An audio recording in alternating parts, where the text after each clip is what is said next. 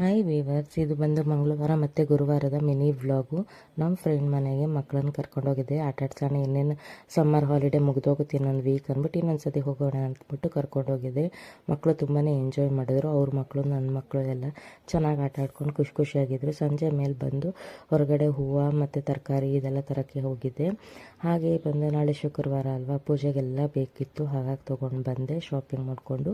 ರಾತ್ರಿಗೆ ಬಂದು egg rice, egg bhurji ಮತ್ತು ಬೆಳಿಗ್ಗೆದ ಚಪಾತಿ ಇತ್ತು, ಅದನ್ನೇ ಮೇಂಟೈನ್ ಮಾಡಿದೆ, ಅಡ್ಜಸ್ಟ್ ಮಾಡಿದೆ. ಮತ್ತು ಸ್ವಲ್ಪ ಅಜಿಯೋಯಿಂದ ಬಟ್ಟೆಗಳನ್ನ ತರಿಸ್ಕೊಂಡಿದ್ದೆ.